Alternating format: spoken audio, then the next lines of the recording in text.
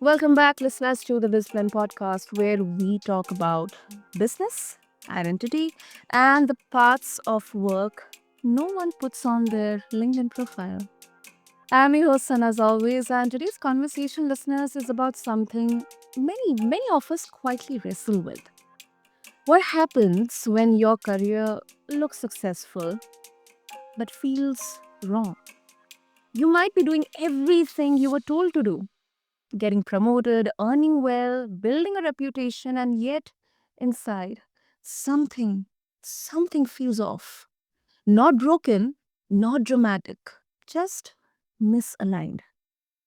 Our guest today has lived this from the inside. He's reached the top of three very different careers, from executive leadership in government and transportation to elected public office to national media.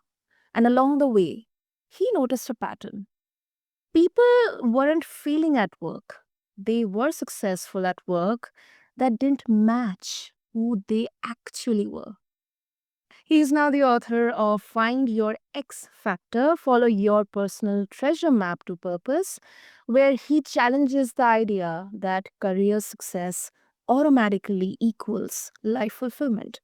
So, listeners, meet my incredible guest, Paul Comfort. And Paul, welcome to BizPlan, and I'm really honored to have you here with us. Hi, Santa. Thank you so much.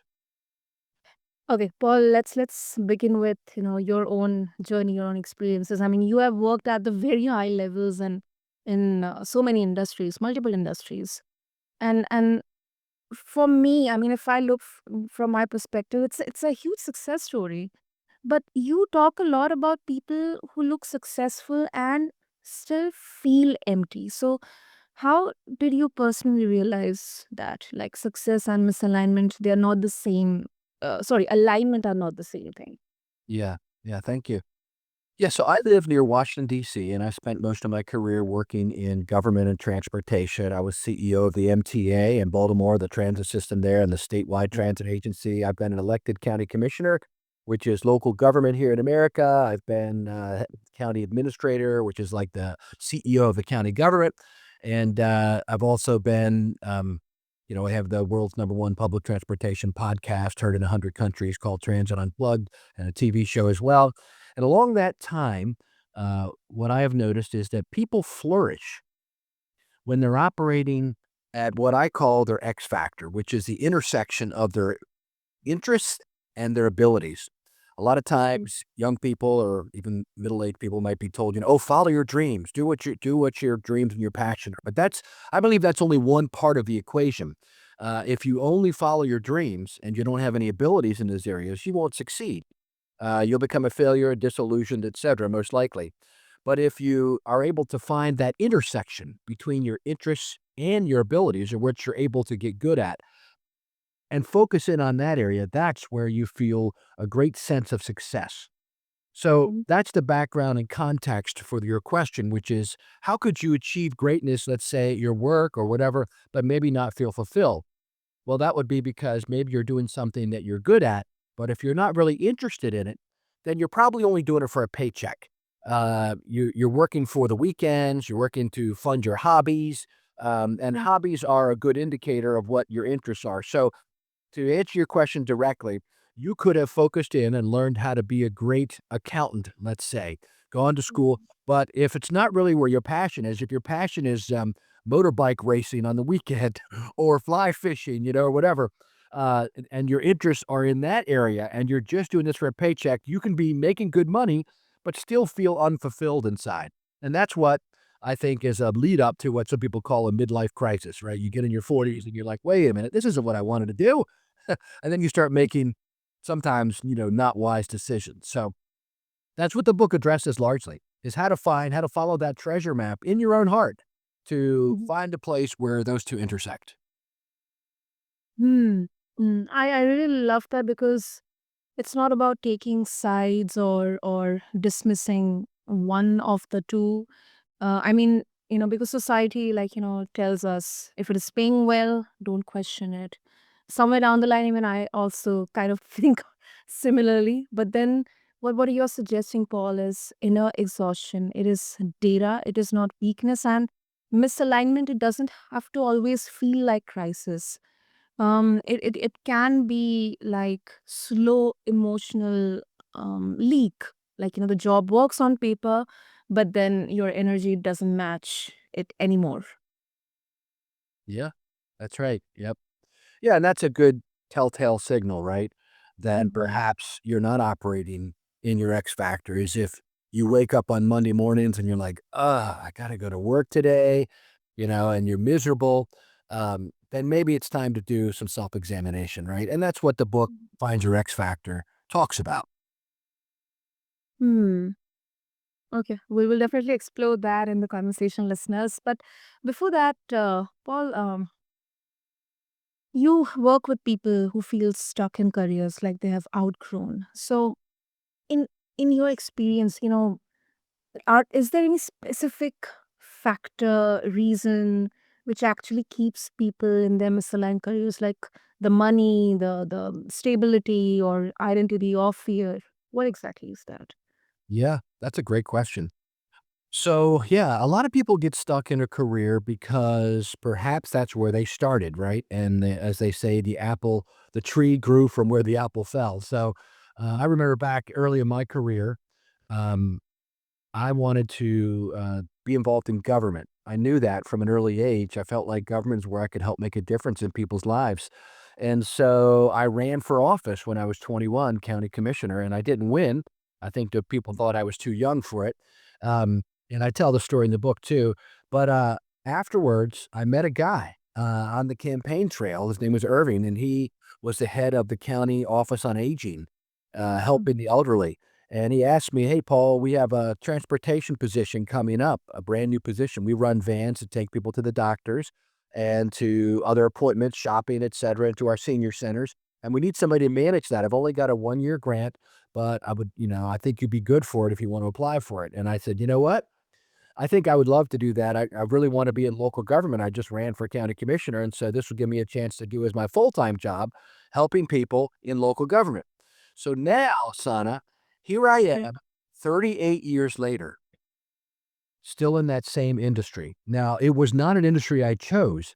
It kind of chose me, right? I was looking for a job. I was offered several jobs, but this is the one that spoke to me the most. And so I was here. And then you get into it, and then you have what they call sunk costs. You're like, okay, I've been doing this for 15 or 20 years now. I'm considered an expert. I know what I'm doing. I'm making decent money. But maybe it's not exactly really what I wanted to do. And so what do you do at that point, right? They're not really golden handcuffs. I wasn't making millions, but I was making a living, and I had, to jump ship in the mid-40s and switch to a whole different career, you'd have to potentially start at the bottom again, and you're like, "Hey, life's only so long." And so what happens a lot of times is people then feel like, "Oh, I can't get out of this," and then they get frustrated, and, it ends up performing affecting their work performance. So what I suggest in the book is that if you are in a career that can be aligned with what your interests are and your abilities, start working toward that. So here's what I did as an example. I've always loved communications, and this is what public communication. So it's radio, TV, etc. I had a part-time radio show all during this time when I first started my career, so it was an outlet for me. I had a on the weekends and at a show called Comfort's Corner on local AM station. And so when I got my first job, I still wanted to do communications, and so I started a newsletter. And the newsletter would go to all our employees, and then it would go to the whole department that we were in. And then I started giving interviews with local newspapers, et cetera, and staying involved in local media because that's what I really enjoyed. And then as I got into other jobs later in my career, I always leaned in toward communication. So when an opportunity came up when I was running a call center for a transportation system in Washington, D.C., there was an opportunity to train the new employees. And I said, I'll do it. I volunteer to do it because I wanted to communicate. I wanted to publicly communicate to a group, right? And then when I got into county management, I started a public television station for the county government so we could communicate to the public. When I got to the MTA in Baltimore that I mentioned earlier, the transit system, really large system, $1 billion budget. I was CEO. We had, over 3,000 employees and a couple thousand contractors. I started America's only FM radio station run by a transit system while I was there. So I always leaned into what I enjoyed about my job. So I was able to stay in transportation and yet still focus on public communications. We started. I had a television show when I was in at the MTA in Baltimore, and I invested money. It was called Commuter Connections. It's still on cable access in a million homes in the Baltimore, Washington region, et cetera, et cetera. And so, my point is, if you are at that point in your career where you're like, okay, I've been doing this 10, 20, 30 years, it's too late to really switch, I think, completely and quit my job and try something else. Just try to identify what it is your interests are and see if there are opportunities at your current job where you could explore doing that. You might even be able to shift your career within the agency or group you're in to do other things, which is what I'm doing now. For the last 8 years, I've done full-time content creation and connection, which is what I love doing. And so I started work for this big company, this big software company, and they wanted somebody to do just that. And so I've been able to now do it full time. But for the previous 30 years, I did it kind of part-time within the existing job structure I was in. Does that make sense? Absolutely, Paul. And it does, at least to me, because excuse me, I can find so many, things with which I can connect with, like um I I mean, my core job, let's say it's business development or it's sales, but then I also love to mentor or guide. So, um, I and that's exactly where my next question is going to be. But before that, my immediate managers or seniors, they were able to identify, and along with me, I had also a very candid discussion with them about what exactly I would love to, in what other ways I can contribute. So that was something as a responsibility given to me, and that is something that I used to love to do, like mentoring or any new joinees coming into the company or joining the team and helping them. And it has been kind of recognized, by everyone. But then I want to ask you, Paul, is it kind of the responsibility, or the full responsibility lies on the person who is going to make their way with the prevailing systems and all the conditions in identifying their own aligned interests within that particular company or system, or there's also a certain kind of major change that you would like to see, because there are some cultures or companies or systems where it would be difficult to find our own way out. Yeah. Yeah. So I think to answer your question, I think that we have only one life to live, Yeah. right? Right now, while we're here, Mm. regardless of what your religious beliefs are about what happens after life. But Yeah. right now, this is the life you have, and so you have a responsibility to live it to your fullest. I think, and I think you won't find real satisfaction, or as Maslow called it, self actualization on Maslow's Yeah. hierarchy of Yeah. needs. But Um, you want to everyone is searching to find fulfillment in what they're doing. yeah. And so, yes, I believe each of us have a responsibility to first identify, to do what my book says, follow your personal treasure map to purpose. And the book outlines ways to do that, to follow, to actually identify what is my interest, what's the core of them, and Mhm. there's ways you can take a list of all the things that energize you, that you get Mhm. lost in, that you feel time just passes by quickly when you're doing them.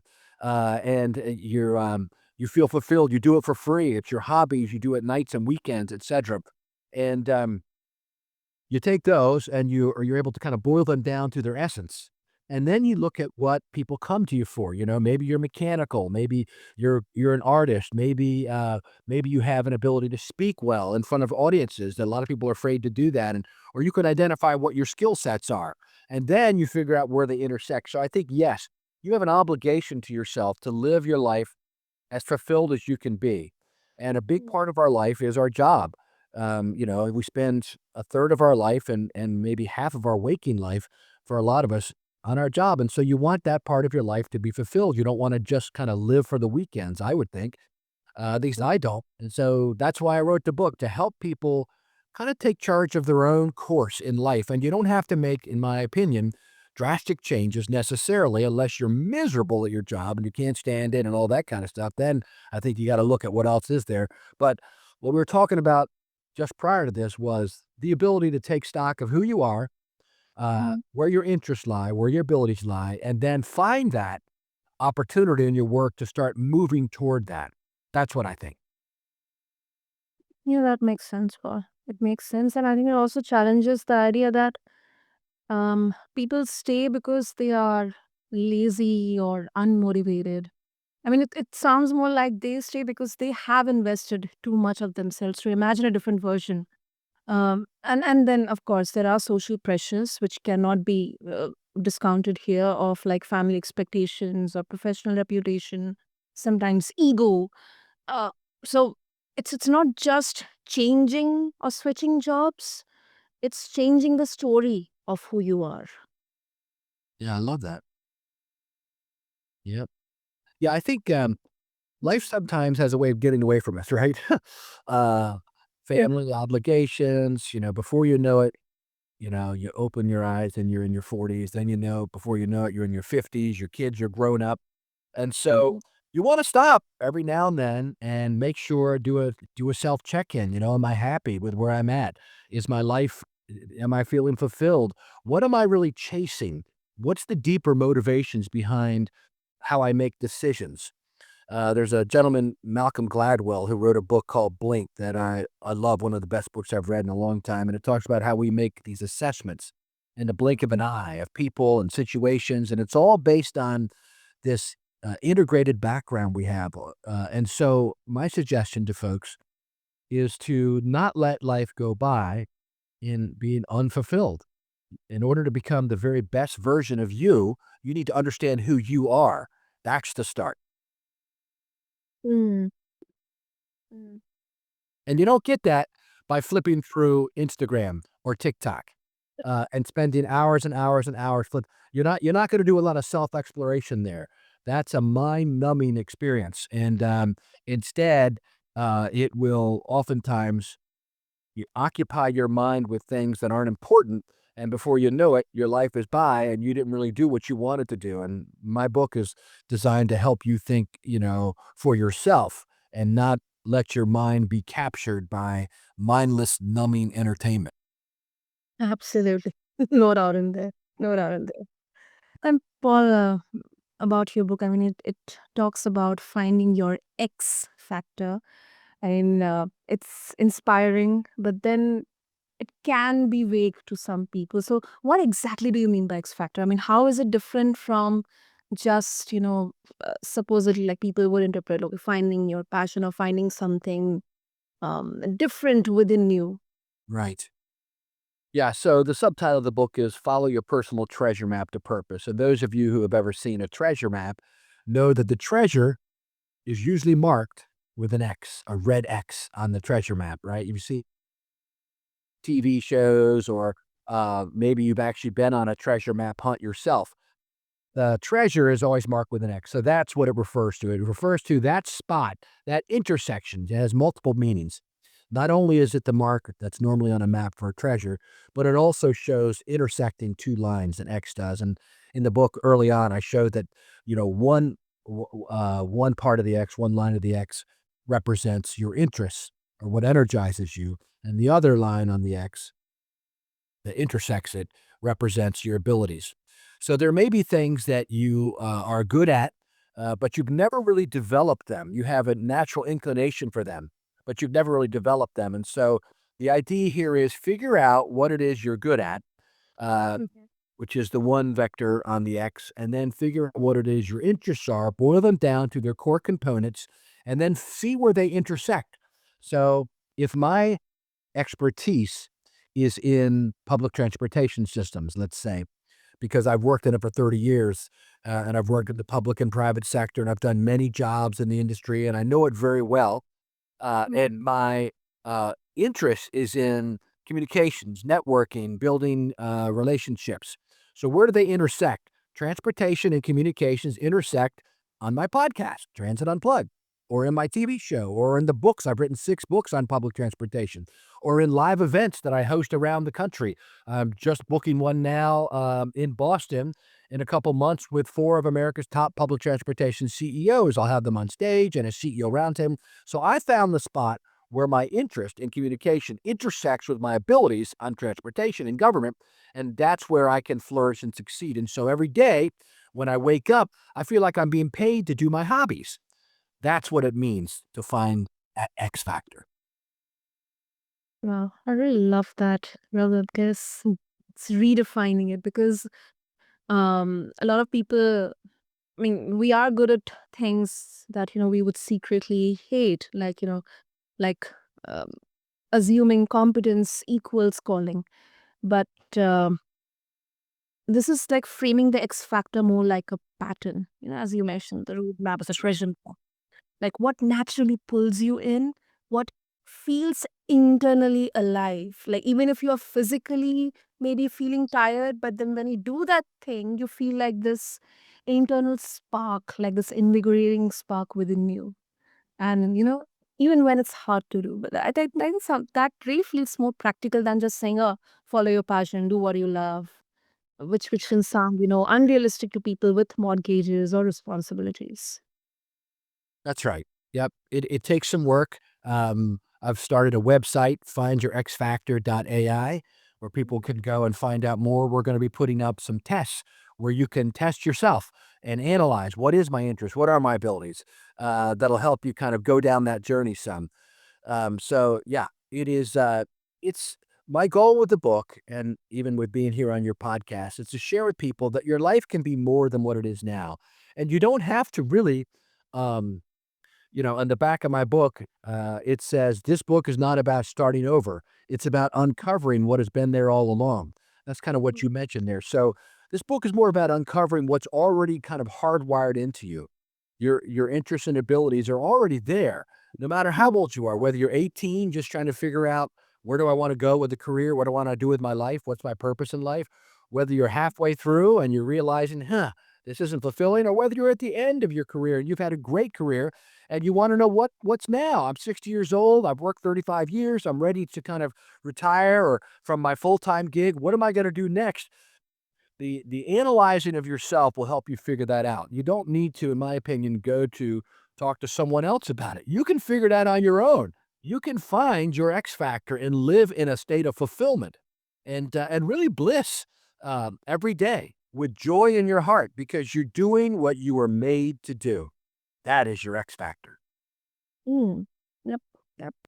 And any specific message or like the point, the starting point that you would like to suggest to, especially the younger generations, who would be at the starting phase in their careers, who would be like on this path of exploration, may not have the right resources as well. I mean, Yeah. something you would like to share. Yes. So go to the website. It's free. Uh, findyourxfactor.ai. Sign up for the newsletter. I'll be sending out newsletters and information for free to anyone who signs up, which will help you find your X factor. For young people, and I've got children and grandchildren, I've spoken at college commencement exercises and high school. And I've said the same thing for the last 25 years when I've done these speeches. It's what I'm telling you right now. It's not enough to follow your dreams. You might want to be a great basketball player, or you might want to be a singer in a rock band. But if you don't have the abilities, yeah, and the competition is fierce, you're not gonna be a success there. For instance, I know we don't have much time left, but, when I was younger, I had a band when I was in college, a music band called Sons of Thunder, and we made a record, we toured, I played piano and sang, keyboard, and we had guitar, bass, drums, backup singers, lights, sound, all that, and I had a good friend named Don who wanted to he said, "Paul, I just wanna sing. I wanna I have this great desire to sing," but the problem was Don had a terrible voice. He couldn't carry a tune. I'd heard him sing. He sang for me, and he was awful. And I said to him, "Don, you know, maybe you should try guitar, or maybe you should try to, if you want to be in music, maybe you should try to be a lights guy or, sound guy or something else." But he just didn't have it. And so, had he gone down that road and, quit his job and moved to Nashville and tried to sing, I can tell you he probably would not have been successful because he didn't have the raw talent. he didn't have the ability to start working with, and it's a very competitive industry, the music business, just like for our band. And eventually, when I graduated from college, I realized we're okay, but we're not good enough to go professional. So I talked to the band and I said, look, we're all getting ready to start our real lives.